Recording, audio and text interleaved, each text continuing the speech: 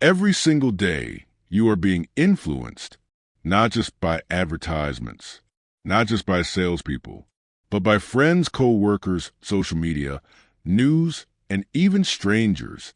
And most of the time, you don't even notice it happening. You might think your decisions are fully logical. You might believe you carefully analyze everything before acting. But the truth is, the human brain is designed to take shortcuts, not because you are weak, not because you are careless, but because the world is too complex to analyze every decision from scratch. So your brain uses psychological patterns, fast rules, emotional signals, social cues. And once you understand these patterns, two powerful things happen. First, you become more persuasive. Your communication becomes clearer.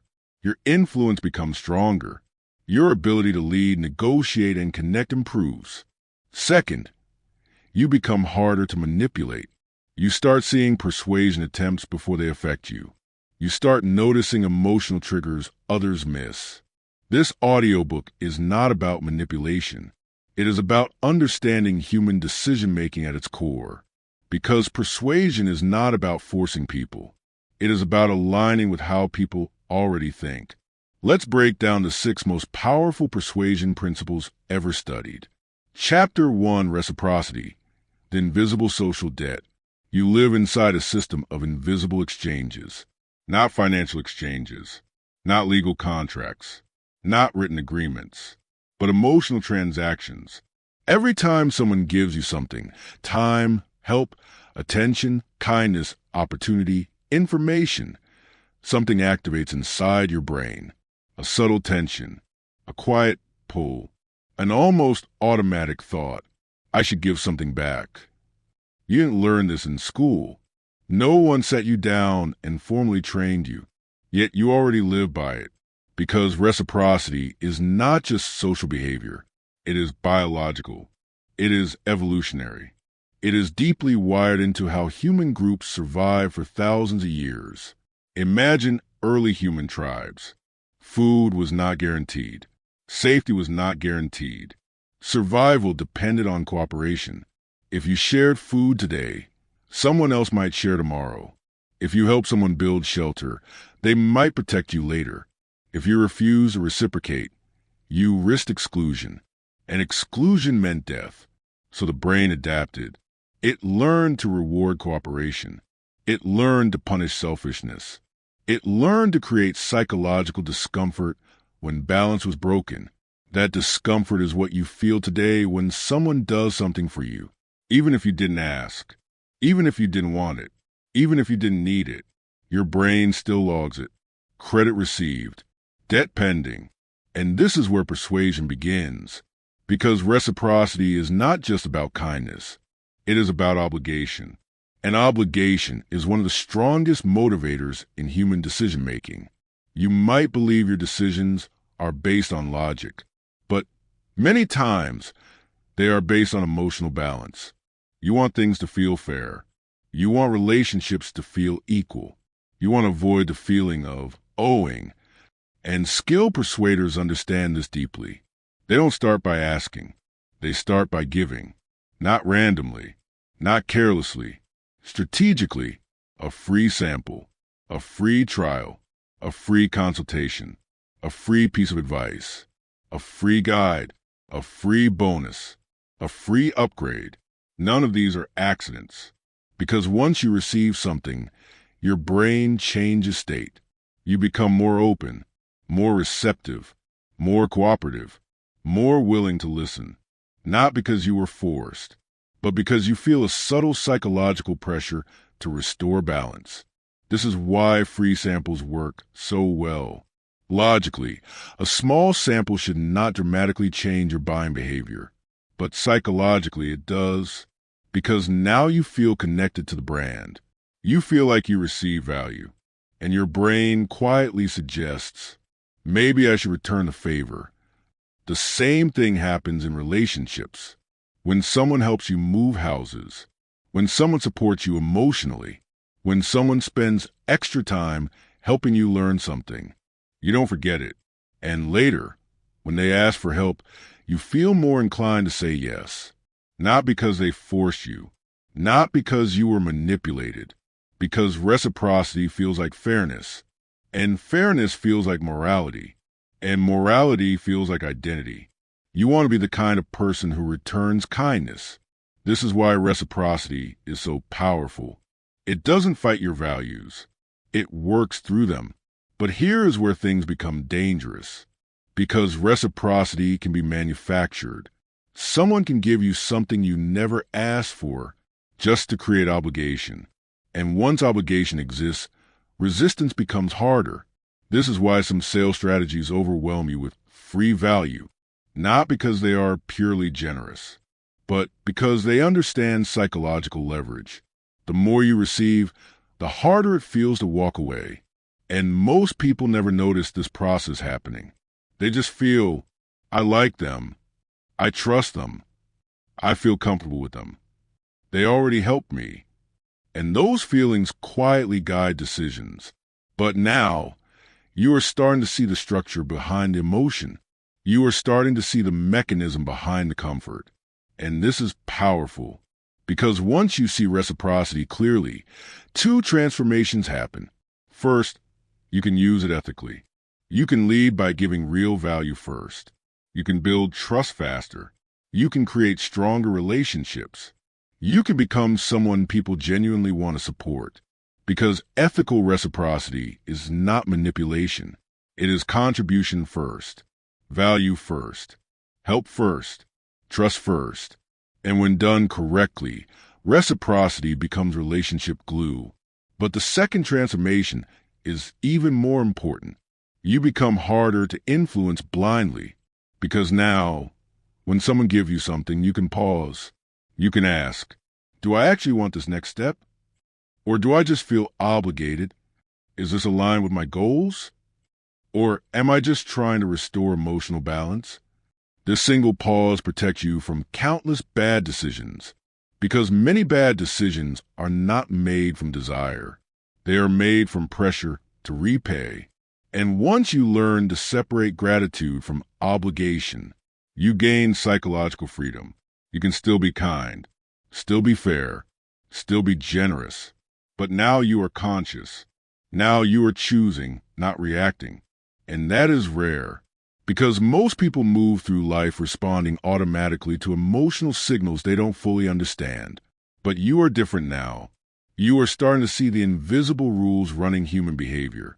And reciprocity is one of the oldest and strongest rules of them all. Not because people are weak, but because cooperation built civilization. And your brain still carries that ancient programming. The question is not whether reciprocity affects you. It does. The real question is, will you let it control you unconsciously? Or will you learn to recognize it and use it with intention? When you begin to observe reciprocity in the real world, you start noticing how quietly it operates. It doesn't announce itself. It doesn't demand attention. It doesn't feel like pressure. It feels like normal human interaction. That is why it works so well.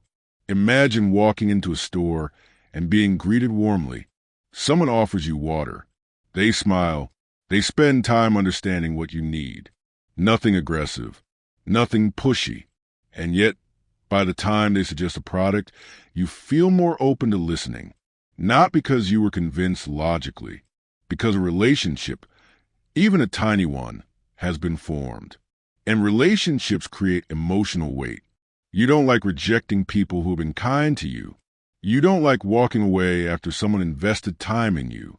You don't like feeling like you used someone. So your brain searches for balance. And balance often looks like agreement. Now think about digital spaces. You download a free ebook. You watch hours of free educational videos. You join a free community. You receive free templates, tools, and guides. Each piece alone feels small, but together, they create accumulated goodwill. And goodwill changes how you evaluate future requests. If that same creator later launches a paid product, you are not evaluating it in isolation. You are evaluating it through a history of value received. Your brain doesn't say, Is this worth the money? It often says, they've already helped me so much. This is why long-term content strategies work. Not because of one viral moment, because of repeated deposits into the reciprocity bank. And here's a key insight most people miss. Reciprocity doesn't require equal exchange. It requires perceived fairness.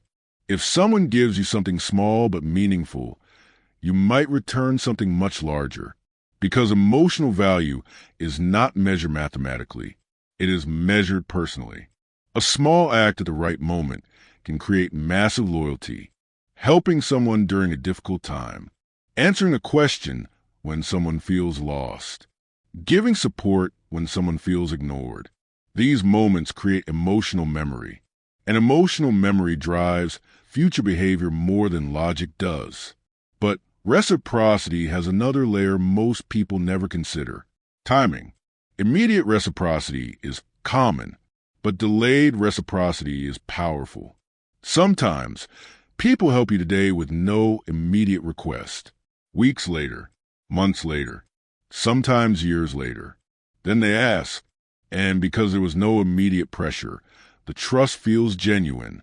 This is why networking is really long-term reciprocity management. The best networkers don't ask first. They help. They connect people. They share opportunities. They provide insights. They support growth. Then, when they need something later, people are ready to help because the emotional ledger is already positive. Now, let's talk about something uncomfortable. Reciprocity can trap you because some people intentionally create uneven exchanges. They give something that feels big emotionally, then ask for something even bigger in return. And because you feel gratitude, you don't evaluate the request carefully. This is common in high-pressure sales environments. They create intense positive experiences, VIP treatment, personal attention, exclusive feeling access. Then they introduce expensive commitments. And your brain, still feeling appreciation, lowers its defenses. Not because you are naive, because gratitude lowers skepticism. Gratitude is associated with safety. And when you feel safe, you analyze less. This is why awareness is protection, not cynicism, not distrust, not emotional shutdown. Awareness. You can appreciate someone's help without automatically agreeing to future requests. You can say thank you without feeling permanently obligated. You can receive value without surrendering decision control. This is psychological maturity, and very few people develop it consciously. Now let's shift to ethical power. If you want to become influential in a healthy, sustainable way, reciprocity must come from authenticity, not calculated generosity, not fake kindness, not strategic manipulation disguised as care. Because humans are extremely good at detecting insincerity over time. You might fool someone once, maybe twice, but long-term influence requires real contribution, real help, real effort, real value. The strongest persuasion doesn't feel like persuasion. It feels like trust. It feels like reliability. It feels like safety. And safety creates openness. Openness creates influence. But here is something even deeper. The most powerful use of reciprocity is internal. You can use it on yourself. If you invest in your own growth, learning, health, discipline, skill building, your brain begins to value you differently. You start thinking, I've invested so much in myself. I've worked too hard to sabotage this now. And that internal reciprocity becomes self-respect. You don't want to waste your own effort. You don't want to betray your own progress. So you make better decisions. Not because someone forced you, because you don't want to break the relationship you built with yourself. And that is where reciprocity becomes transformation, not social pressure, not external influence, but internal alignment. Because when you give value to your future self feels obligated to protect that investment. And that is how small daily actions become identity shifts. So now, as you move through life, you will start noticing every time someone gives before asking. You will notice free value patterns. You will notice relationship building strategies. You will notice emotional obligation being created. And you will also notice opportunities to build genuine trust by giving first. Because reciprocity is not good or bad. It is a force. And like any force, its impact depends on how consciously you use it. Most people are moved by it. Few people understand it. Even fewer people master it. And you are now moving into that rare group. The people who can give without trapping, receive without surrendering, and decide without invisible pressure controlling them. There is one final layer of reciprocity that most people never consciously see, and yet it shapes entire careers, relationships, and life outcomes. Unspoken reciprocity. No gift, no favor, no obvious exchange, just emotional signals. Respect given, attention given, recognition given, listening given. And these are often more powerful than physical or material exchanges, because humans don't just track what they receive. They track how they feel around someone. If someone consistently listens to you without interrupting, if someone remembers small details about your life, if someone treats you with dignity even when they don't need anything, your brain marks them as safe. And safety creates loyalty, not forced loyalty, chosen loyalty. You feel more open to helping them, more open to supporting them, more open to trusting them. This is why some people naturally attract support wherever they go, not because they ask better, because they give emotional value first. They make people feel seen. They make people feel respected. They make people feel understood. And in a world where most people are busy trying to be heard, the person who truly listens becomes rare. And rarity creates value. Now, let's talk about something extremely practical. If you want to build strong influence in your life, whether in career, business, leadership, or personal relationships, reciprocity works best when it follows three principles. Specific, genuine, timely.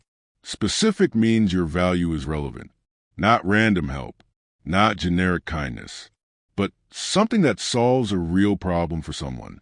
If someone is stressed, listening is specific. If someone is confused, clarity is specific. If someone is overwhelmed, structure is specific. Generic help is appreciated. Specific help is remembered. Genuine means there is no hidden emotional contract. You are not silently expecting repayment, because people can sense invisible expectations. And expectation creates pressure. Pressure creates resistance. But when help is freely given, trust grows faster. And ironically, people often give back more when they don't feel forced to. Timely means value arrives when it matters most. Helping someone after their problem is solved has low emotional impact. Helping someone during the struggle creates emotional imprint. An emotional imprint is what drives future reciprocity. Now, there is another advanced concept you need to understand. Reciprocity fatigue. Yes, people can become exhausted by constant obligation. If someone feels like every interaction with you creates debt, they will slowly distance themselves, even if you are technically being generous. Because humans don't just want value. They want emotional freedom. They want relationships where help flows naturally, not like a transaction ledger. This is why the highest level influencers don't constantly remind people what they've done for them. They give, then they move forward. No scoreboard, because reminding someone of debt turns reciprocity into pressure, and pressure damages trust. Now, let's move to something even more powerful. Negative reciprocity. Just like kindness is returned, disrespect is returned, coldness is returned, indifference is returned. If someone feels ignored by you, they may unconsciously reduce effort toward you later. If someone feels dismissed by you, they may resist helping you in the future, even if they don't consciously realize why. This is why emotional intelligence is actually reciprocity management. Every interaction is a deposit or withdrawal. Respect deposits trust. Attention deposits connection. Reliability deposits confidence. Broken promises withdraw trust. Disrespect withdraws safety. Inconsistency withdraws reliability. And most people don't track this consciously, but their brain tracks it automatically. Now here is where you become truly powerful. When you stop thinking about reciprocity as a tactic and start seeing it as a life operating system. Because everything you do sends signals. How you speak, how you respond to stress, how you treat people when you have power, how you behave when there is nothing to gain. People remember patterns, and patterns create reputation, and reputation creates long-term reciprocity. Now, let's turn this inward one last time. The highest level of reciprocity is self-respect loops. If you constantly break promises to yourself, your brain reduces trust in you. If you say you will wake early and don't, if you say you will study and don't, if you say you will train and don't, you create negative internal reciprocity. Your brain stops believing your intentions, and when your brain doesn't trust your promises, motivation becomes harder. But when you keep small promises to yourself, your brain starts trusting you, and trusted identity creates discipline automatically. You don't need motivation to do things you see as part of who you are, and this is where persuasion principles become self-mastery tools. You are not just learning how others influence you, you are learning how to influence your own behavior. Because the strongest persuasion is identity-based, not pressure-based, not fear-based, identity-based. I am someone who keeps promises. I am someone who finishes what I start. I am someone who shows up. And once identity locks in, behavior follows. So now, as you leave this chapter mentally, you carry something powerful. You understand that every act of giving creates emotional movement. You understand that receiving creates invisible pressure. You understand that awareness creates choice. And choice is where real power begins. Because you're no longer just reacting to social forces. You are observing them, understanding them, and deciding when to participate and when to step back. And that single shift from automatic reaction to conscious response is what separates people who are influenced by the world from people who move through the world with clarity. Reciprocity will always exist. The only question is, will it shape you blindly, or will you shape how it operates in your life? And now, you are ready to see the next pattern, the pattern that locks people into consistency with their past choices, even when those choices no longer serve them. Chapter 2, Commitment and Consistency, the Identity Lock. You like to believe your decisions are flexible. You like to believe you can change your mind anytime. You like to believe you evaluate every new choice objectively. But your brain doesn't work that way. Your brain is designed to protect one thing above almost everything else. Your identity, not who you truly are, but who you believe you are. And more importantly, who you have shown others you are. Because once you take a position, once you make a statement, once you commit to an action, something shifts inside you. Your brain starts building a story about who you are, a story about what you believe, a story about how you behave. And once that story exists, your brain will fight to protect it, even if new information appears, even if circumstances change, even if the original decision was wrong. Because inconsistency feels uncomfortable, not logically uncomfortable, emotionally uncomfortable. It creates tension between who I said I am and what I am doing now. And humans are wired to reduce internal tension. This is why commitment is such a powerful persuasion tool. Because once someone says yes to something small, they are far more likely to say yes to something bigger later. Not because the second request is convincing, because saying no would create identity conflict. Imagine the simple situation. Someone asks, "Do you believe fitness is important?" You say yes. Later, they ask, "Would you like to try a free 3-day fitness challenge?" You are more likely to say yes. Not because you analyze the challenge deeply, because it matches your identity statement. You said fitness matters. So saying yes feels consistent. Now imagine the next step. Would you like to join our 3-month program? Again, easy to say yes, because each step builds a chain. Statement, small action, medium action, big commitment. This is called behavioral escalation through identity reinforcement, and it works everywhere. Sales, marketing, relationships, politics, leadership, social movements, personal habits. Because humans don't like feeling like hypocrites, even internally. Now here is where it gets even deeper. Public commitment is exponentially stronger than private commitment. If you decide privately to start waking up early, you might quit easily.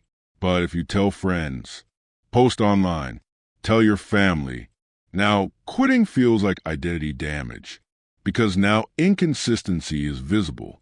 And humans are highly sensitive to social perception, not because they are weak, because social belonging historically meant survival. So your brain treats social identity as extremely valuable. This is why small public actions can reshape life direction. Announcing a goal, sharing a belief, declaring a position. These things create identity anchors. And once anchored, behavior tends to follow. Now, let's talk about something dangerous, because commitment can trap people.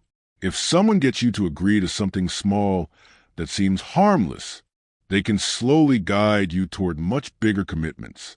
This is called the foot in the door technique. It works because each step feels logical on its own, but taken together, they create major behavior shifts. And most people don't notice because change happens gradually, not suddenly. You don't jump from zero to extreme commitment in one step. You move through micro decisions, and each micro decision feels reasonable. But each one also tightens identity alignment. Now here's the part that gives you power. If commitment can trap you, it can also transform you. If you intentionally create small commitments aligned with your ideal future, your brain will start pushing you toward consistency with them. If you say, I am someone who studies daily, then study for just 10 minutes daily. Your brain begins building identity evidence. And once identity forms, discipline becomes easier because now you are not forcing behavior. You are maintaining self-image. And maintaining self-image is psychologically comfortable. Now here is a powerful life strategy. If you want long-term change, don't start with huge goals. Start with identity statements. Then support them with small, repeatable actions, because identity plus repetition equals consistency pressure. And consistency pressure becomes self-driven discipline. Now, let's talk about something most people misunderstand. Consistency is not always good. Blind consistency can keep people stuck in bad decisions, staying in failing projects, staying in toxic relationships, defending outdated beliefs, continuing bad financial decisions, because admitting change feels like admitting you were wrong.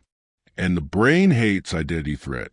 This is why intelligent people can sometimes stay stuck longer than average people, because they have stronger identity investment in being right. And walking away feels like losing identity stability. But real psychological strength is flexible consistency, consistent with values, flexible with methods, consistent with growth, flexible with past decisions, consistent with truth, flexible with ego. And this is where awareness gives you advantage, because you can ask, am I continuing this because it is right, or because I already committed to it? This single question saves years of life mistakes. Now let's shift to influence again. If you want to ethically influence people using commitment and consistency, help them commit to things that improve their lives. Help them say, I am someone who learns. I am someone who stays healthy. I am someone who finishes what I start. Because once people adopt positive identity statements, they naturally move toward positive behavior patterns. And that is ethical influence, not forcing behavior, helping people build identities they want to live up to. And now you are beginning to see something bigger. Persuasion is not about pushing people. It is about aligning with how the human brain protects identity. And once you understand identity, you understand behavior at a much deeper level, because people rarely act randomly. They act to stay consistent with who they believe they are. And now, you are ready to see how social groups shape decisions. Even when you think you are deciding alone, once you understand commitment and consistency at the surface level, you begin to see something even more powerful happening underneath. Micro commitments shape macro destiny, not big life-changing decisions, not dramatic turning points, but tiny repeated agreements with yourself and with the world. Every time you say, "I'll start tomorrow," "I'll just skip today," "this one time won't matter," you are not just making a single decision. You are teaching your brain what kind of person you are, because your brain doesn't track intentions. It tracks patterns, and patterns become identity evidence. If you repeatedly avoid discomfort, your brain records, "I am someone who avoids hard things." If you repeatedly push through difficulty, your brain records, "I am someone who finishes." And once your brain believes something about you, it starts filtering future decisions through that belief. This is why two people can face the same situation and react completely differently. One sees difficulty and thinks, "This is who I am. I handle hard things." Another sees difficulty and thinks, "This is not for me." The situation didn't change. Identity interpretation changed. Now here is something extremely important. Commitment and consistency are strongest when three elements combine: choice, effort, public visibility. If you choose something voluntarily, your brain owns it. If you work hard for something, your brain values it more. If others see you commit, your brain locks identity around it. This is why things you struggle for feel more meaningful. Not because they are objectively better, because your brain attaches identity weight to effort investment. If you suffer for something, quitting feels like losing part of yourself. And this can be powerful or dangerous, depending on direction. Now, let's talk about habit formation through identity consistency. Most people try to change behavior first, but behavior without identity support is fragile.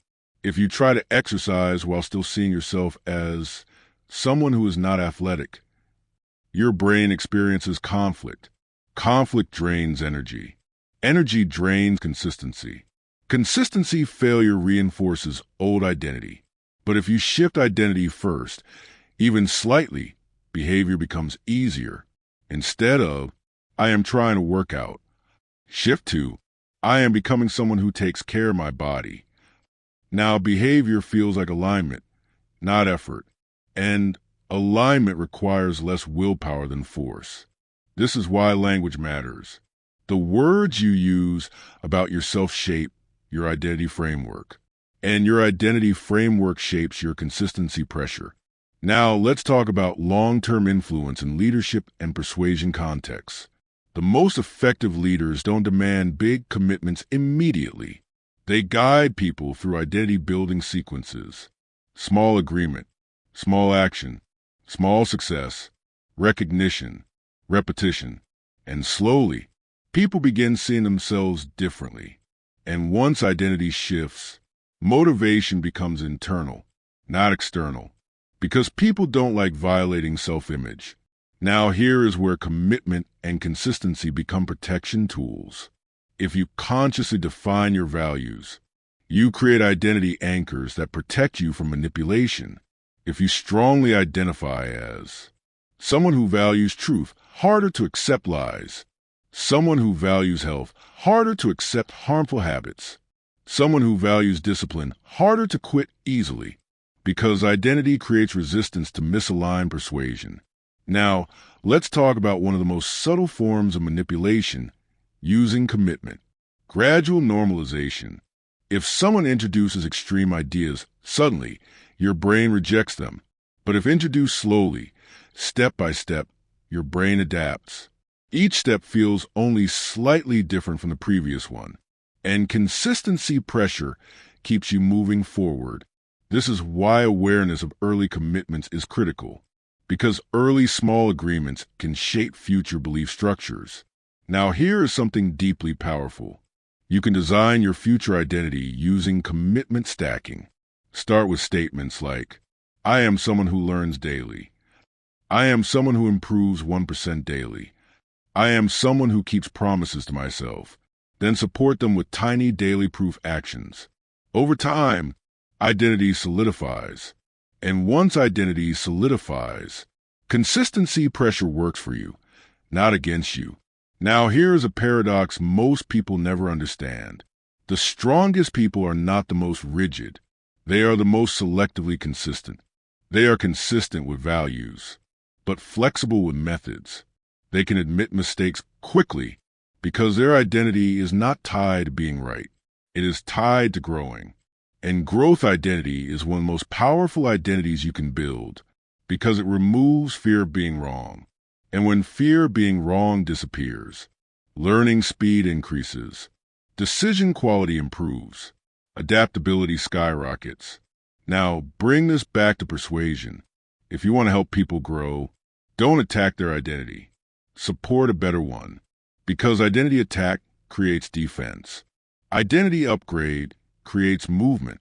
And now, as you think about your own life, you can start noticing every commitment you make, every yes, every no, every promise, every repeated behavior, because each one is writing identity code inside your brain.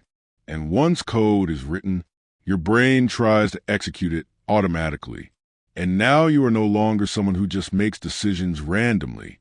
You are someone who understands that every decision is identity reinforcement.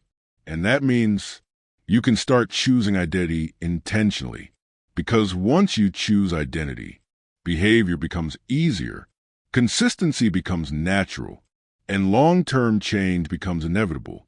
And now, you are ready to see the next force, the force that shapes decisions when you are uncertain, the force that makes crowds feel safe, the force that makes popularity feel like truth, the force of social proof. Chapter 3, Social Proof. The crowd shortcut. You rarely make decisions in isolation. Even when you think you are thinking independently, even when you believe you are analyzing logically, even when you are alone, your brain is still asking one silent question. What are other people doing? Because for most of human history, survival depended on group behavior. If the group ran, you ran. If the group avoided something, you avoided it. If the group trusted someone, you trusted them. Not because the group was always correct, but because the group increased survival probability. If 10 people were eating a food safely, it was probably safe. If 10 people were running from danger, there was probably danger. So your brain evolved a shortcut. When uncertain, look at others, copy majority behavior. And this shortcut saved lives. But today, it shapes decisions in ways most people never consciously notice. You see a crowded restaurant, you assume the food is good. You see millions of views on a video, you assume it has value. You see thousands of positive reviews, you assume the product works. You see many people supporting an idea, you assume it has truth. And most of the time, you don't analyze deeply, because social proof reduces decision effort, and your brain loves efficiency. Because thinking deeply is expensive in terms of mental energy. So if many people already made a decision, your brain relaxes. It assumes risk has already been tested.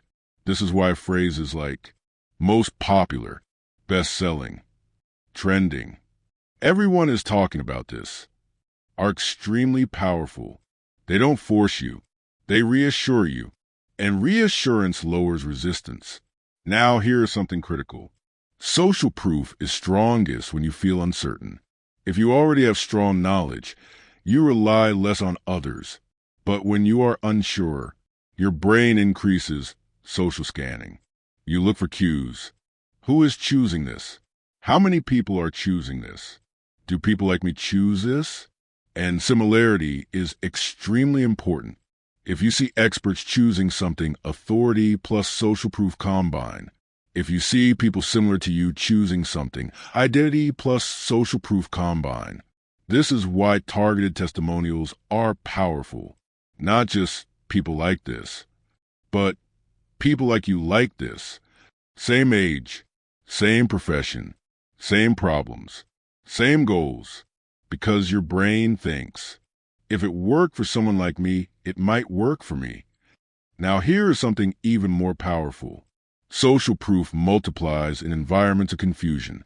If people don't know what is correct, they follow what looks popular. And this is why trends spread extremely fast online. Not because everyone independently evaluated them, because everyone saw others engaging with them. And engagement creates perceived value. Now let's talk about something dangerous. Social proof does not equal truth. Popularity does not equal quality. Majority behavior does not equal correct behavior. History is full of moments where the majority was wrong, but your brain still feels safer in numbers. Because social safety feels like real safety, even when it isn't. Now here is where awareness becomes protection. You can start asking, is this good or just popular? Do I actually like this, or do I like that others like it? Would I choose this if no one else was choosing it? These questions break automatic social copying. Now let's talk about ethical influence using social proof. If you genuinely help people, you should show evidence. Real testimonials, real success stories, real community support. Because real social proof reduces fear for new people. It shows you are not alone. Others have succeeded. This path has been walked before, and that is ethical reassurance. Now, here is something very powerful in leadership and content creation. Early social proof is extremely fragile. People hesitate to join something with zero visible adoption, but once momentum starts, momentum grows faster because people trust movements more than individuals. And once something feels like a movement, social proof becomes self-reinforcing. Now here is something subtle but powerful. Silence is also social proof. If no one is criticizing something publicly, people assume it is acceptable. If no one is questioning something, people assume it is correct. This is why false ideas can sometimes spread quietly, because people look for social signals before expressing doubt. Now here is where you gain real advantage. If you combine independent thinking with social awareness, you become extremely hard to mislead. You can still learn from group behavior, but you are not controlled by it. You can use crowd information as data, not truth. And that is powerful, because sometimes the crowd is right, sometimes it is wrong. But now you are someone who can evaluate both possibilities. Now let's shift this inward. Social proof also shapes self-belief. If you surround yourself with people who value growth, growth feels normal. If you surround yourself with people who avoid effort, avoidance feels normal. Because social environment shapes identity expectations. And identity expectations shape behavior. This is why environment design is one of the most powerful life decisions. Because the crowd you stand inside becomes your reference point for normal. And normal becomes your behavior baseline. Now think about this carefully. If everyone around you studies daily, not studying feels uncomfortable. If everyone around you trains physically, not training feels strange. If everyone around you pursues improvement, stagnation feels painful. And this is how social proof can become self-improvement leverage. Not by forcing yourself, by changing what normal looks like around you. And now, you are starting to see something powerful. You are not just influenced by what people tell you. You are influenced by what people do around you. And now you are ready to see the next force. The force that makes uniforms, titles, and confidence signals influence trust, even before evidence appears. The force of authority. Once you start seeing social proof clearly, you begin noticing how deeply it shapes not just what you buy, but what you believe, what you support, what you reject, and even what you consider possible for your own life. Because social proof does not only guide choices, it defines perceived reality. If you grow up seeing people start businesses, business feels normal. If you grow up seeing people prepare for high-level exams, Intense study feels normal. If you grow up seeing people settle early and avoid risk, stability feels normal. And most people don't question what feels normal, because normal feels safe, and safety feels correct. Now, here is something extremely important. Your brain does not just track what most people do. It tracks what most people like you do. This is called identity-linked social proof. If a random group does something, you may ignore it. But if people from your age group, background, career path, or social circle do something, your brain pays attention. Because similarity increases predictive trust. Your brain thinks, if people similar to me are choosing this, there is probably a good reason. This is why niche communities are so powerful, because behavior spreads fastest inside identity groups. Now, let's talk about something very subtle. Silence creates social permission. If you see harmful behavior and no one reacts, your brain slowly marks it as acceptable, not correct, but acceptable. And repeated exposure without resistance slowly normalizes behavior. This is how toxic work cultures form, how unhealthy habits spread, how bad standards become industry norms. Because people often look for social reaction before forming personal reaction. And if no reaction appears, they assume acceptance exists. Now here is where you gain protection. You can train yourself to separate visibility from validity. Just because something is everywhere does not mean it is right. Just because something is trending does not mean it is valuable. Just because something is common does not mean it is optimal. This is extremely important in digital environments because algorithms amplify engagement, not truth. If something triggers strong emotion, it spreads faster, not because it is accurate, because it is attention-grabbing. And your brain may mistake visibility for importance. Now here is something powerful you can use in your own growth. If you want to change behavior, change your visible reference group, because willpower is limited. But environmental influence is constant. If you want to study more, spend time around people who study seriously. If you want to improve physically, be around people who train regularly. If you want to think bigger, be around people who aim higher. Because social proof rewires your baseline expectations. And baseline expectations shape daily decisions automatically. Now let's talk about something extremely interesting. Social proof is strongest when two conditions exist: uncertainty plus similarity. If you are unsure what to do, and you see people similar to you doing something, your brain rapidly moves toward copying. This is why beginner environments are extremely influential. The first group you join when learning something often shapes your long-term habits, because you are highly uncertain at the beginning, and your brain is looking for models. Now here is something powerful for ethical persuasion.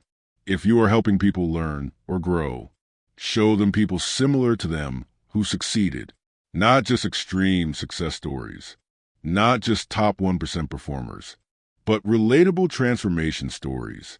Because relatable success removes psychological distance. And psychological distance is what makes people think, that works for them, not for me. Now here is the most dangerous version of social proof. Artificial social proof. Fake followers, fake reviews, fake engagement, fake testimonials. These work because your brain evolved to trust visible group behavior, not digital metrics. Your brain cannot easily distinguish real group validation from manufactured signals. And this is why awareness is essential in modern life. Now here is something extremely powerful for self-mastery. You can intentionally create personal social proof. Track your wins. Track your progress. Track your completed actions. Because your brain also uses past behavior as internal social proof. If you see evidence that you finished hard things before, your brain becomes more confident doing hard things again. This is why journaling progress is powerful, not just for memory, for identity reinforcement. Now let's go one level deeper. The highest level of social proof mastery is independent thinking with selective adoption, not rejecting the crowd automatically. Not following the crowd automatically, but analyzing the crowd. Asking, why is the crowd choosing this? What do they know that I don't? What are they missing? What incentives might be driving this behavior? Because sometimes a crowd is early to truth. Sometimes a crowd is late to truth. And people who succeed long-term learn to evaluate both possibilities. Now imagine your life 5 years from now. If you surround yourself with people who think long-term, you will think long-term. If you surround yourself with people who solve problems, you will become solution-focused. If you surround yourself with people who value growth, growth becomes identity. And identity shapes decisions without effort. And this is the real power of social proof. Not controlling others. Designing your environment so your best behaviors feel normal. Because what feels normal feels easy. And what feels easy gets repeated. And what gets repeated becomes identity. And now, you are ready to see the next persuasion force. The force that makes people trust confidence, titles, and signals of expertise. Sometimes even before proof appears. The force of authority. Chapter 4, Authority, the Expert Effect. From the moment you were a child, you were trained to trust authority. Teachers told you what was correct. Doctors told you what was healthy. Elders told you what was wise. Leaders told you what was right. And most of the time, the system worked. Because true authority often comes from experience, knowledge, and skill. But your brain didn't just learn to respect real authority. It learned to respond automatically to signals of authority. Titles, uniforms, certificates, professional environments, confident communication, technical language. These signals act as shortcuts because evaluating expertise takes time, and your brain prefers shortcuts when possible. If someone looks like an expert, sounds like an expert, and is treated like an expert, your brain often assumes they are an expert, not because you are naive, because your brain evolved in environments where authority signals were harder to fake. In ancient environments, authority was usually earned through visible competence. Today, authority signals can be manufactured, and this is where persuasion becomes powerful and dangerous. Imagine two people giving the same advice. One is wearing casual clothes, speaking simply. The other is wearing formal attire, using technical language, speaking confidently. Even if both say identical things, most people trust the second person more, because confidence and presentation trigger authority perception. Now here is something extremely important. Authority reduces decision fatigue. If you trust an expert, you don't have to analyze everything yourself. And this is efficient, because life is too complex to personally verify everything. So authority is necessary for society to function. But blind authority trust is risky, because authority can be wrong. History is full of experts who were confidently incorrect. And sometimes authority systems protect reputation more than truth. Now here's where awareness gives you power. You can respect authority without surrendering critical thinking. You can ask, what is the evidence? What is the track record? Is this confidence backed by results? Are there independent sources supporting this? Because real authority welcomes verification. Fake authority resists it. Now let's talk about something subtle. Authority works strongest when combined with other persuasion principles. Authority plus social proof, experts and everyone agrees. Authority plus scarcity, only a few can access expert knowledge. Authority plus liking, expert who feels relatable and friendly. And when multiple signals combine, persuasion strength multiplies. Now here is something powerful for ethical influence. If you want to build real authority, focus on competence first, not image first. Real authority is built from consistent results, deep knowledge, clear communication, reliability over time. Because image authority can attract attention, but competence authority builds trust. And trust is long-term influence currency. Now, here is something extremely important. Authority is contextual. Someone can be an authority in one domain and completely average in another. A great doctor may not be a great financial advisor. A great athlete may not be a great business strategist. A great academic may not be a great leader. But your brain sometimes transfers authority automatically. This is called authority spillover bias, and awareness protects you from it. Now, let's talk about internal authority. The highest level of psychological strength is self-authority, not arrogance, not ignoring expertise, but trusting your ability to think critically. Because if you fully outsource decision-making to external authority, you lose independent judgment strength. But if you reject all authority, you lose access to collective knowledge. The balance is respect expertise, verify evidence, maintain thinking ownership. Now, let's talk about authority in communication. People often confuse confidence with competence. Confidence is delivery style. Competence is outcome consistency. And sometimes the most competent people speak with caution because they understand complexity. And sometimes the least competent people speak with extreme certainty because they don't see complexity. Now, here is something powerful for your life.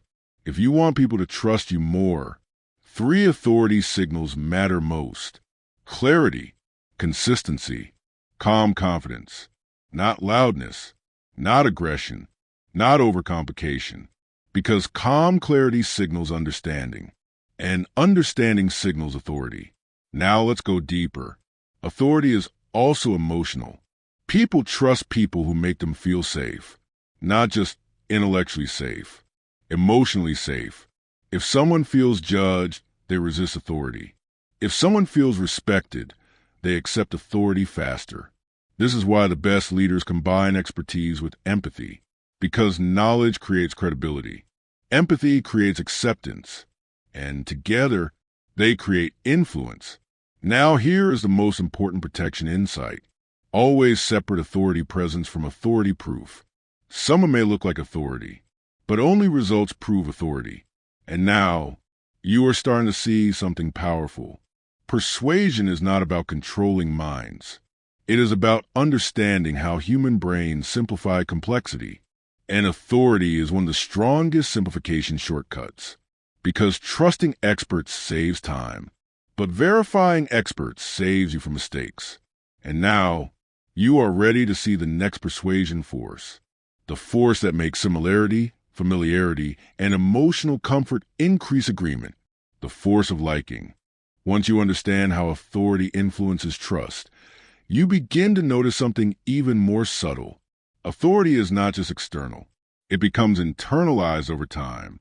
If you repeatedly trust certain voices, certain institutions, certain types of people, your brain starts building automatic trust pathways. And once automatic trust pathways exist, you stop analyzing every new piece of information from that source. Because your brain says, they were right before. They helped me before. They sound credible. They represent expertise. And this is efficient. But it also creates vulnerability. Because even real authorities can be wrong sometimes. And when authority makes a mistake, people often defend it longer than they should. Not because they are blind. Because admitting the authority was wrong threatens their decision to trust that authority. And this is deeply uncomfortable psychologically. Now, let's talk about something extremely important in modern life: digital authority. Today, authority is often measured by visibility, follower count, verified badges, professional-looking websites, high production quality content, media appearances. And while these can correlate with expertise, they don't guarantee it.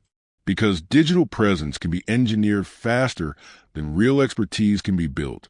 So awareness today requires a new question. Is this person known or knowledgeable? Because visibility authority and competent authority are not the same thing. Now here is something powerful for your own growth. If you want to build real authority in any field, focus on 3 layers: knowledge, depth, skill, application, teaching ability. Knowing information is not enough. Applying information creates credibility. Teaching information creates authority recognition because teaching forces clarity, and clarity signals mastery. Now, let's talk about emotional authority. Some people become trusted not because of technical skill, but because of emotional reliability. They stay calm in chaos. They make people feel heard. They provide stability under pressure. And humans trust emotional stability deeply because emotional stability signals safety. And safety is one of the strongest trust triggers in the brain. Now, here is something very subtle. Authority can also suppress independent thinking. If authority speaks with high confidence, people often stop questioning, not because they agree fully, because challenging authority feels risky socially. This is why group environments sometimes fail to question bad decisions, because authority presence reduces dissent. And this is why strong systems create feedback loops, where questioning authority is safe, not punished.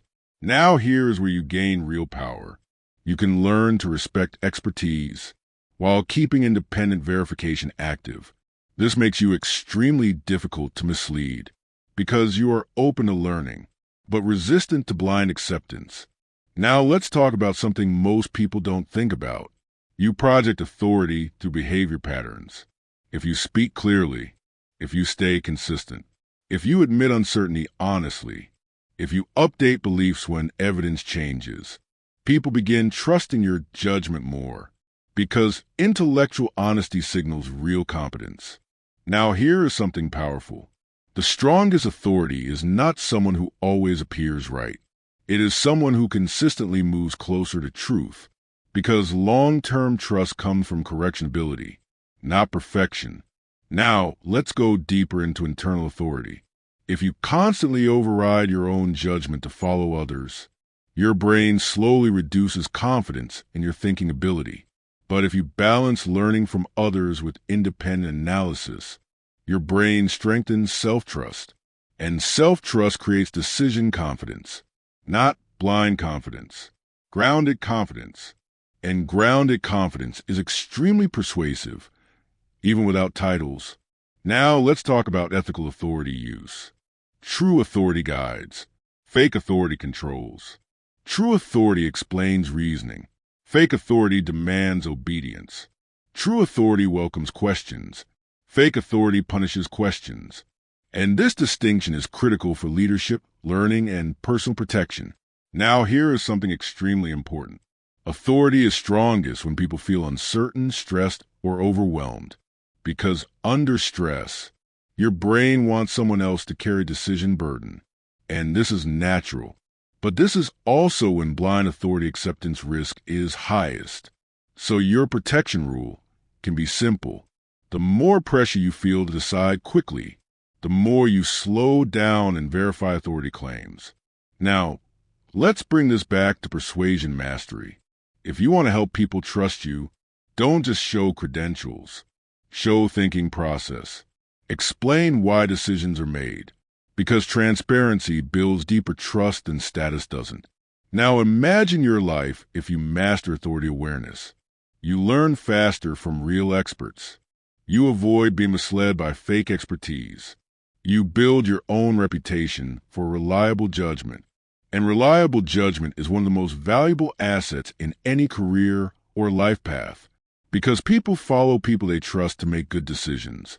And now, you are ready to see the next persuasion force, the force that makes friendliness, similarity, and emotional comfort increase agreement, the force that works quietly in friendships, business, leadership, and everyday conversation, the force of liking. Chapter 5, Liking, the Trust Accelerator. You are far more likely to agree with people you like, not just in big decisions, not just in important moments. In small, everyday interactions, you listen longer, you give more benefit of doubt, you forgive mistakes faster, you resist less, and most of the time, you don't even notice it happening, because liking feels natural, it feels emotional, it feels human, it feels harmless. But liking is one of the most powerful persuasion forces that exists, because humans are social survival creatures. For most of human history, being accepted by others meant safety. Being liked meant protection. Being trusted meant inclusion. Being included meant survival. And your brain still carries that ancient wiring. So when you like someone, your brain lowers defenses. Not completely, but enough to change decision patterns. Now here is something extremely important. Liking is not random. It follows predictable triggers. Similarity, familiarity, positive association, compliments, shared experiences, physical attractiveness, emotional warmth. And once you understand these triggers, you start seeing how often liking is intentionally built. Now, let's start with similarity. You like people who feel similar to you. Similar background, similar interests, similar struggles, similar goals, similar values. Because similarity signals safety. Your brain thinks, they are like me, they understand me, they are less likely to harm me.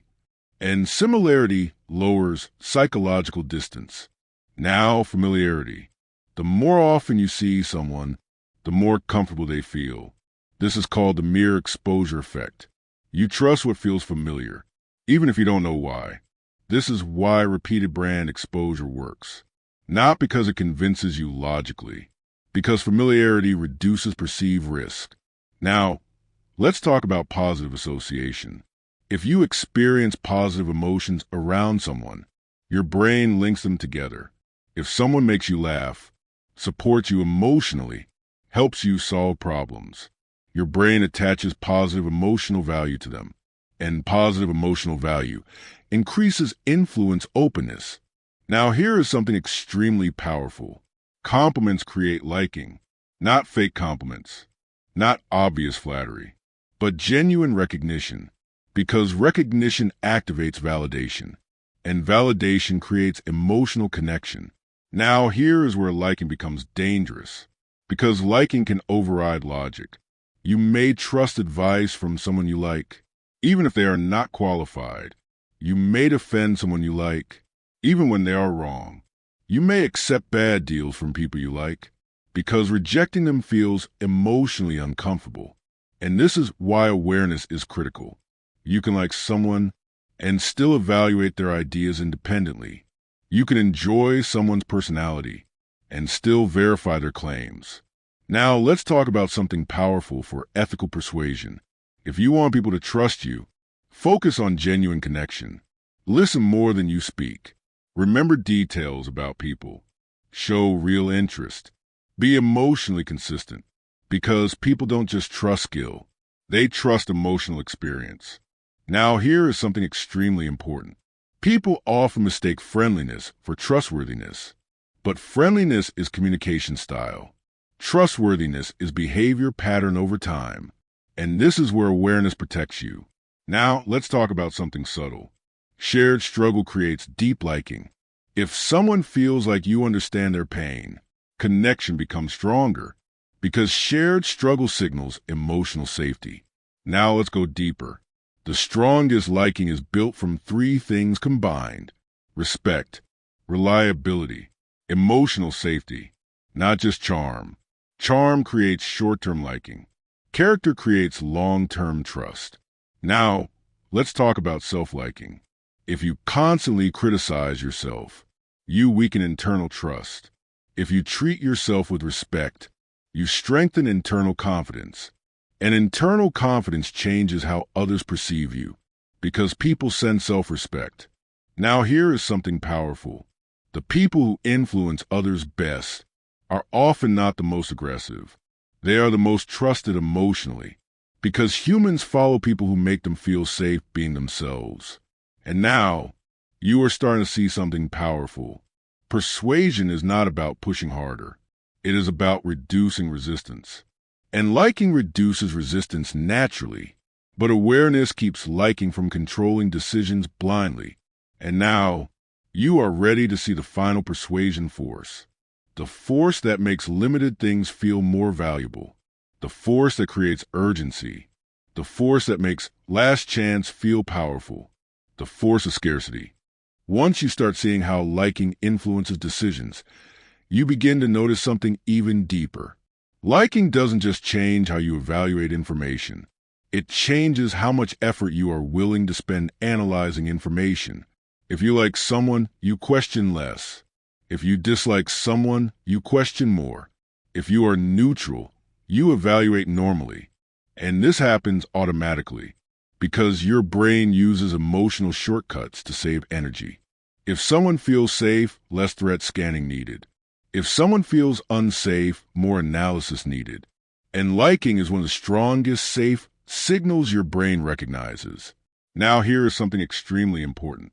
Liking can create blind spots. You may ignore warning signs. You may justify mistakes. You may excuse behavior you normally wouldn't accept because emotional comfort lowers critical evaluation. This is why scams sometimes come from people who first build strong personal connection, not because they are technically convincing, because they are emotionally trusted. Now, let's talk about something extremely powerful. Mirror liking. You tend to like people who like you. If someone shows interest in you, respects your ideas, agrees with your perspectives, your brain rewards that interaction because validation feels good. And your brain often interprets validation as safety. But validation is not always truth. Sometimes people agree with you because they want influence over you. This is why strong thinkers value disagreement, not just agreement, because disagreement often means independent thinking exists. Now, let's talk about something subtle but powerful. Emotional timing increases liking. If someone supports you during stress, you form deeper bonds faster because emotional memory stores stronger during stress states. This is why friendships formed during challenges often last longer because emotional intensity accelerates connection. Now, let's talk about ethical use of liking. If you want people to like you in a healthy way, consistency matters more than charm. Be predictable in values. Be stable emotionally. Be reliable in behavior. Because emotional reliability creates safety, and safety creates trust. Now, here is something extremely important. Liking does not require personality similarity. It requires value alignment. You can be different in style, but if core values match, trust can still form strongly. Now, let's talk about something very powerful for leadership and influence. People don't follow people they fear long-term. They follow people they respect and feel safe around. Fear creates compliance. Liking creates loyalty. And loyalty is long-term influence currency. Now, here is something very subtle. Self-liking affects how much external liking influences you. If you have strong self-respect, you are less desperate for external approval. If you lack self-respect, external liking becomes extremely powerful. And this can make people vulnerable to manipulation because approval becomes emotionally addictive. Now, let's talk about something extremely important. The strongest persuasion happens when liking combines with trust plus competence. If someone is likable but incompetent, short-term influence only. If someone is competent but not likable, limited influence. If someone is competent plus trustworthy plus likable, maximum influence. Now let's go deeper. The highest level of liking-based influence is emotional safety creation. If people feel they can be honest around you, they trust you faster. Because emotional honesty requires perceived safety. And perceived safety creates openness. And openness allows influence. Now here is something powerful for self-mastery. You must learn to separate emotional comfort from decision correctness. Just because something feels good emotionally does not mean it is good long-term. Now imagine your life if you master liking awareness. You build stronger relationships intentionally. You avoid blind trust based only on personality. You become someone people naturally open up to. You become harder to emotionally manipulate. And emotional manipulation is one of the most common persuasion methods. Now here is something extremely powerful. The best influencers don't try to be liked by everyone. They focus on being respected and trusted by the right people. Because universal liking is impossible. But targeted trust is powerful. And now, you are ready for the final persuasion force. The force that makes limited time, limited access, and limited availability increase perceived value. The force that makes people act faster. The force that triggers fear of missing out. The force of scarcity. Chapter 6, Scarcity, the urgency trigger. There is one trigger that can override logic faster than almost anything else. The fear of losing something, not gaining something, not achieving something, not winning something, losing something, because your brain is wired to treat loss as more important than gain. This is called loss aversion. Losing 100 Indian rupees hurts more than gaining 100 Indian rupees feels good. And this is not weakness. This is survival programming. In ancient environments, losing food, safety, or shelter could mean death. So your brain evolved to react faster and stronger to potential loss. And scarcity activates that ancient system instantly. If something is unlimited, your brain relaxes. If something is limited, your brain becomes alert. Now, here is something extremely important. Scarcity does not just increase desire. It increases perceived value. If two identical items exist, but one is labeled limited edition, your brain automatically assigns higher value to the limited one, even if nothing is actually different, because rarity signals importance. Now, let's talk about the three strongest scarcity triggers. Time scarcity, quantity scarcity, access scarcity. Time scarcity, offer ends tonight. Quantity scarcity, only 5 left. Access scarcity, members only.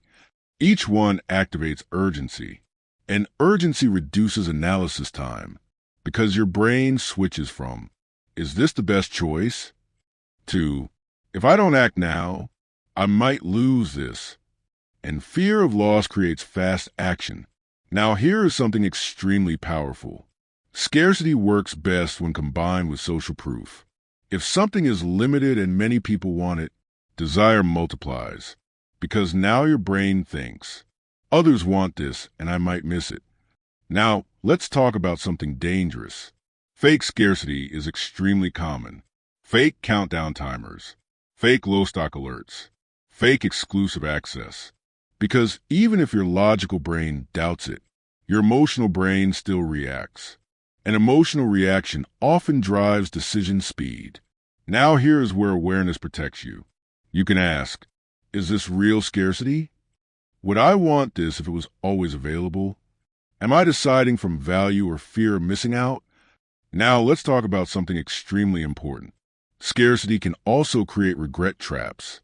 People sometimes buy things just to avoid missing out, not because they truly want them. And later, they feel buyer's regret, because fear made the decision, not value alignment. Now here is something powerful for ethical use. Real scarcity is honest. Limited production capacity, limited time availability, limited access based on real constraints. And ethical scarcity respects decision clarity, not pressure confusion. Now let's talk about something deeper. Scarcity increases attention. Your brain pays more attention to things that might disappear, because disappearance equals potential loss, and potential loss equals survival risk. Now let's talk about internal scarcity. Your time is scarce. Your energy is scarce. Your attention is scarce. And when you treat your own resources as scarce, your decisions improve. Because you stop saying yes to everything and start saying yes only to high-value things. Now, here is something extremely powerful. If you treat your time as unlimited, you waste it easily. If you treat your time as limited, you protect it naturally. Now, let's talk about something extremely important for life decisions. Opportunity scarcity is real. You cannot do everything. You cannot be everywhere. You cannot pursue unlimited paths. And understanding this creates focus. Now here is the highest level insight. Scarcity is not just a persuasion tool. It is a reality of life. And people who master scarcity awareness make better decisions faster because they separate urgency from importance. Now imagine your life if you master scarcity thinking. You don't panic under urgency pressure. You evaluate real value under time pressure. You don't chase every last chance opportunity. You focus on aligned opportunities. And this creates long-term advantage because most people make rush decisions under scarcity pressure, but aware people slow down. And slowing down under pressure is rare. And rare behavior creates rare outcomes. Now, you understand the 6 core persuasion forces. Reciprocity, giving creates obligation. Commitment and consistency, identity drives behavior. Social proof, crowd shape perceived truth. Authority, expertise signals create trust. Liking, emotional comfort reduces resistance. Scarcity, loss fear accelerates decisions. And together, these 6 forces shape most human decisions, whether people realize it or not. And now, you don't just live inside these forces. You see them, you understand them, you can use them ethically, and you can protect yourself from blind influence.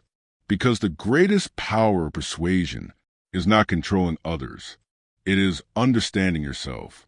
And when you understand yourself, you understand how the world influences everyone else.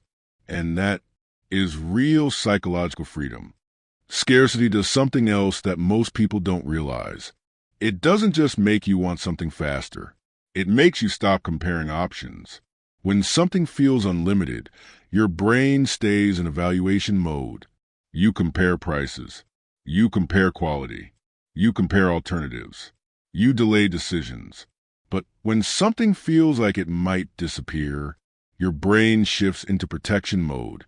And protection mode is fast, because survival decisions historically had to be fast. If danger was coming, you didn't compare 10 escape routes.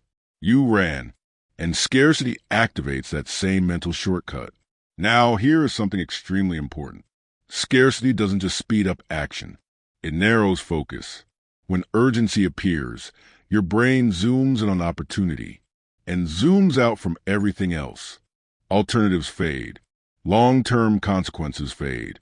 Cost-benefit depth fades. Because urgency creates tunnel thinking. And tunnel thinking is efficient for survival, but risky for complex modern decisions. Now, let's talk about something extremely powerful. Anticipated regret. Scarcity doesn't just create fear loss. It creates fear of future regret. Your brain starts imagining, what if I don't take this and later I realize I should have? And humans hate regret, sometimes more than loss itself, because regret feels like self-betrayal. So scarcity messaging often subtly triggers future regret imagination, not directly, but indirectly. Don't miss this chance. Last opportunity. Once it's gone, it's gone. These phrases activate future regret simulation, and future regret simulation accelerates decision-making. Now here is something extremely important for self-protection. You can create a simple rule. Urgency demands clarity, not speed. If something is truly valuable, it should still be valuable after short reflection. Now let's talk about something deeper. Scarcity increases emotional intensity, and emotional intensity makes memories stronger.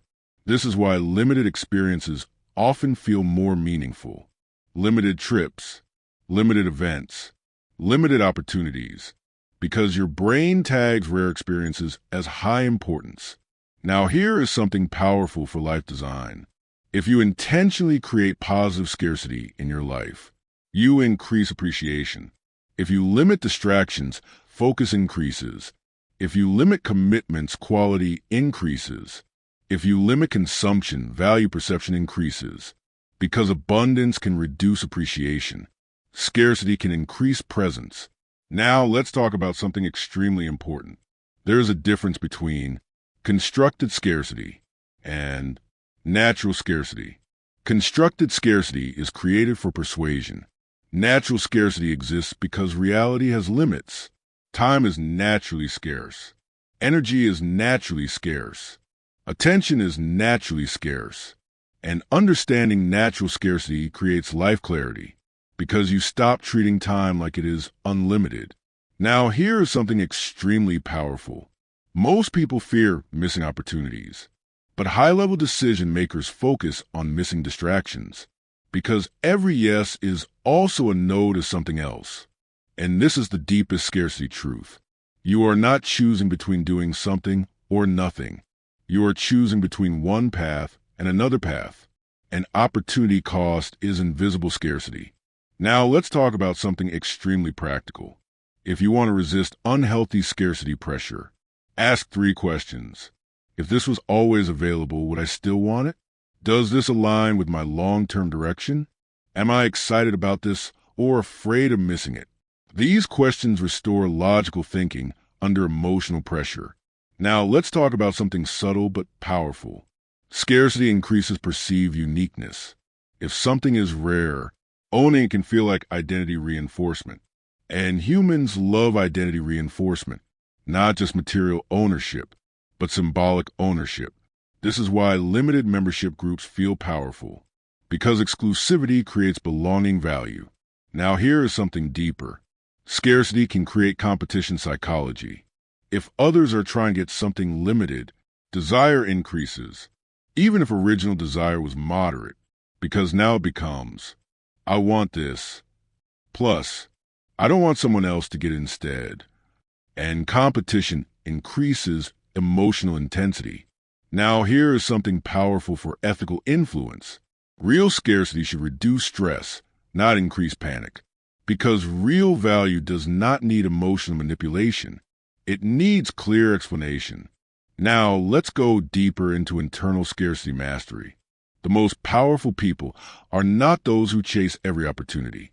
They are those who select opportunities carefully. Because attention is life currency. And where attention goes, life direction follows. Now imagine your future if you master scarcity thinking internally. You don't waste time on low-value commitments. You don't panic when opportunities appear suddenly. You don't chase trends blindly. You evaluate, then decide. And this creates calm decision power. Now here is something extremely important. Scarcity loses power when you define your priorities clearly. If you know what matters most, urgent things lose control over you. Because urgency without alignment becomes noise. And noise cannot control focused minds. Now imagine the difference. Most people react to urgency, but aware people filter urgency. And filtering urgency is one of the highest levels of decision intelligence, because life will always present limited opportunities. But not all limited opportunities are valuable. And now, you are starting to see the full picture. Scarcity is not just about missing things. It is about choosing what truly deserves your limited time, energy, and focus. And once you understand that, scarcity stops being pressure and becomes clarity. Now you see the pattern. People don't make decisions randomly. They follow psychological shortcuts, not because they're irrational, but because they're human. And now you are different. You can recognize reciprocity when someone gives before asking. You can see commitment patterns forming. You can spot social proof signals. You can question authority instead of blindly trusting it. You can separate liking from truth. You can pause when scarcity creates pressure. This knowledge changes how you communicate. It changes how you negotiate. It changes how you build trust. It changes how you protect your decisions. Because persuasion is not about controlling others. It is about understanding human nature. And the most powerful use of persuasion is not influencing others. It is influencing yourself. To pause when emotions rise. To think when pressure increases. To question when everyone else is agreeing. To stay rational when urgency appears. Because in a world full of noise, pressure, and influence, the rarest skill is clear thinking. And the people who master persuasion are not the loudest, not the most aggressive, not the most forceful. They are the ones who understand people best. And now, you are one of them.